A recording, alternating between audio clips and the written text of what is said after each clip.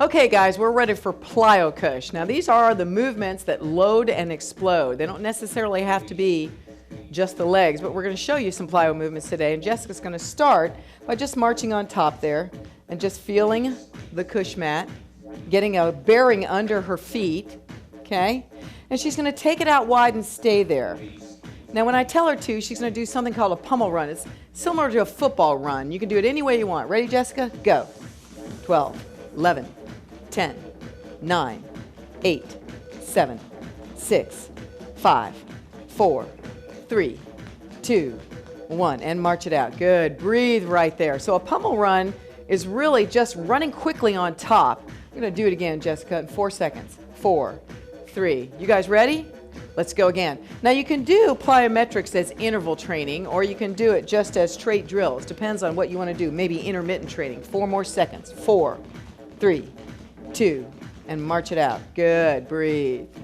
We're going to do one more set in a few seconds. Now remember, you can keep your legs out. You can move them a little narrower. You can move them in and out. It's up to you. 3, 2, let's go. Pummel Run. Go.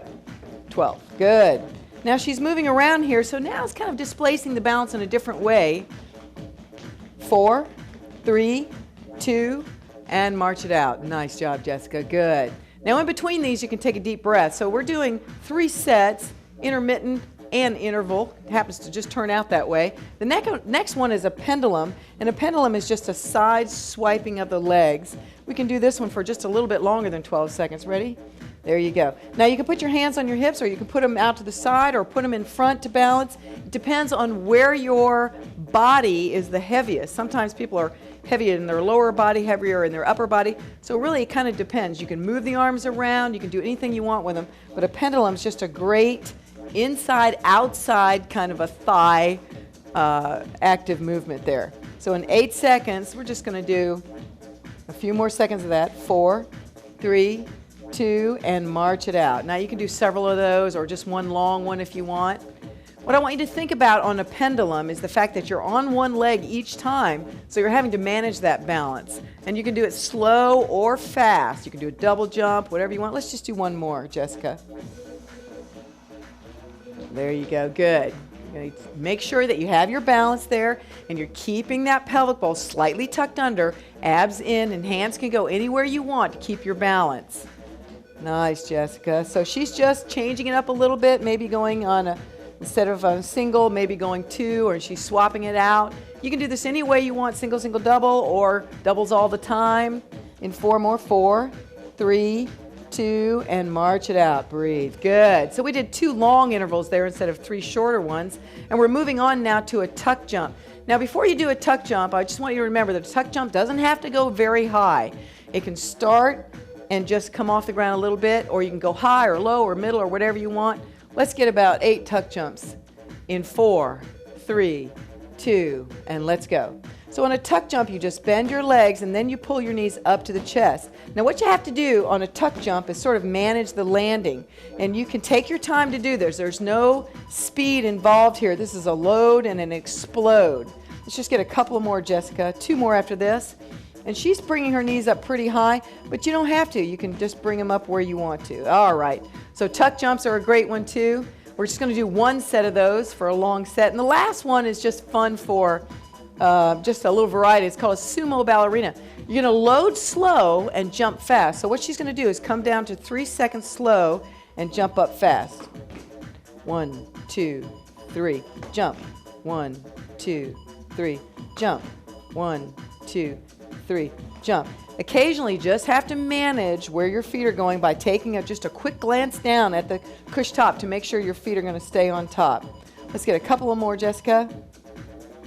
And 1 more. Oh, nope, there you go. Or 1 more. Or 1 last one. There you go, good. Either way, it's hard, no matter how you do. So I'm going to have her come down to the ground now and rest.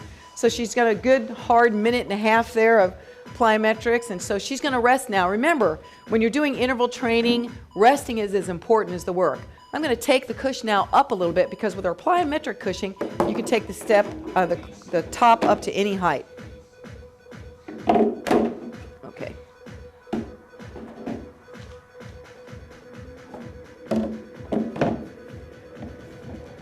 Now remember, you always want to check the KUSHH top to make sure that it's planted firmly and that it's even on the blocks and it's not going to skew around. All right, our second one is called movements that share the floor and the platform. So we're going to do lunge scissors first. Checking after you step up and check the stability of the KUSHH top. You're going to just start by putting one foot on top, and what you're going to do is switch your feet. Let's just do it, Jessica, and show them. Just 2 switches. 1, 2. Thank you. All right, so you're going to do those for as long as you want. You can do them for 15 seconds, 30 seconds, 45 seconds, or a minute, depending on the fitness goal of your participants and how much interval cycles you want to do. Remember, interval cycle is 1 unit of work followed by 1, 2, or 3 units of rest. In this case, we're doing 1 unit of work matched with 1 unit of rest. All right, so she's going to do 12 lunge scissors. So start with 1 foot up and 1 foot back, and you're just going to switch 12 times. 1, 2, 3, 4, 5. Notice how she's getting her foot right in the center. That's it. And stop. Good. So now that's a very tough exercise because you're doing a lunge, you're scissoring, and you're managing stability at the same time. So we're only going to do 1 more set of those, Jessica. So now she's going to start with the other leg up, and you want to step pretty far back. Now the most important thing here is to remember to keep the knee over the foot when you're switching. That back leg, remember, it's on the forefoot, it's the rudder on the boat. All right, Jessica, let's go again. 12, 11, 10, 9, 8, 7, 6, 5, 4, 3, 2, and rest. Good. Now, once again, it's just 1 movement. You can do it 2, 3, 4, 5 times, whatever your fitness goals are. We'll certainly accommodate you with these plyo moves. All right, the next one is jumping jacks. It's real simple. You're going to do jumping jacks on top of the KUSHH. You're going to step up. You're going to do a traditional jack, legs out and in. So when you're ready, Jessica, 12. Ready? 12, 11, 10. What's nice about this is everybody's familiar with it, but you're still having to manage both the feet coming in and the feet coming out. When you get to 12, you can rest. There you go. Good. And march it down on the ground each time. Give people a chance to kind of shake it out, shake out those legs, shake out those arms, and then bring it back when they're ready. The nice thing about a jumping jack, again, is it's a familiar movement, but you do have to check the surface of the KUSHH. And if you have somebody that's very tall and has a really wide stance of their feet, what you want to do is make sure that they bring it in just a little bit and make a smaller movement with the feet. All right, we're going to do 1 more set of jacks for 12, Jessica, and then we'll be done with these, and we'll move on to our 3rd set of plyometrics. And when you're ready, 12 jacks. There you go. Good. And this is a great exercise to feel the top of the KUSHH with both the feet coming in and coming out. Our knees are bending, our core is working. Jumping jacks are great plyo exercise, especially on top of the KUSHH, because you're doing a lot at once. All right, she's going to shake it out and take some breaths here. That's our 2nd segment of plyo, okay? And now we're moving on to our 3rd. Now the 3rd is the hardest, and this is the most advanced. So if you're doing this at home, you can do this with just the KUSHH top or maybe even 1 block, but we're going to take it up a couple of notches. We're going to take 2 blocks, and we're going to put them under each side so that we take the height up. Now, we don't recommend to go too much higher than this. If you have an advanced athlete that needs to really bound and certainly practice their bounding skills or develop their bounding skills, then you can take it up higher, but you really have to maintain a good stable surface. So make sure that when the KUSHH is up higher, that you're on a good stable surface and that it's not going to move or wrangle out of position. All right, our first one is over the top, and this is very simple. The only thing you have to remember is you got to lift that first leg going over the top because it's much higher than you're used to. But the nice thing about it is it depresses when you go up. All right? So when you're ready, Jessica, go. Now, what you want to do on these over the tops is go fast. What you're trying to do is increase your speed, and this is sort of an agility and speed drill here.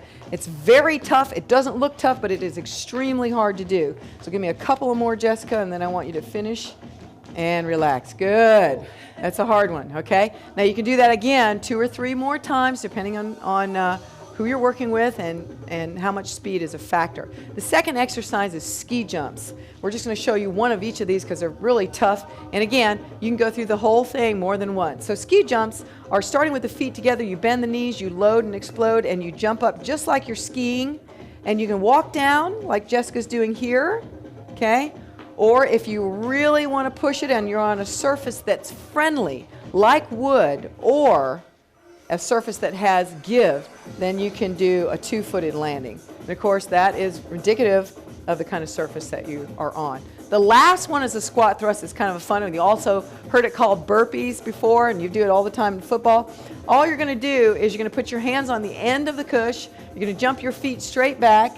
You're going to bring your legs out to the side, and you're going to stand up. Now, there's several ways to do this. You can go out, back, wide, and stand, or you can go out, wide, back, and tap. So you can tap one leg up and look at the rotation. That is actually harder than it looks. As she's taking one foot up, she's doing that rotary skill. Do a couple more of those, Jessica, right there, and another one. And then the last and the hardest version, the most advanced version, is the jump up. So she's going to straddle and then jump up, okay? Give me a few more, Jessica. The reason that you go back with your legs together and your knees bent is because you're coming up with frog legs and then you're erupting up on top of that platform. So there it is, all right? And rest there, Jessica. Now, you can do that to the tempo of the music. You can tell them to do that work to their own tempo, or you can actually do it to a faster tempo. And you can tell them that speed play is important, if speed play is important to their fitness goal, or you can do any version or any combination of those three speeds. I want Jessica to show you one last squat thrust that's fast. She's going to do it to the tempo of the music in 4, in 3, in 2, in 1, and go. It's down, back, out, jump, down, back. Now watch. See how she throws her arms back when she comes up? That helps to displace the impact, and of course the impact is displaced on the kush. And stop. Good job. Notice also when she comes down in a frog. She has a neutral spine, and she's looking where she's going the whole time. It's light-handed. It's not heavy-handed. You're doing a very quick movement pattern, so it's great. So those are the plyos. Thank you, Jessica. I know that wasn't easy. You can rewind that, try them for several sets, or just rewind and go back through the set a couple of more times. It's up to you. All right, so if you've done the plyo, keep your feet moving, okay? And go to the slow stretch, the cool down slow stretch, or the core segment, whatever you like. And then after that, remember to do the slow stretching. All right, stay tuned, or we'll see you again.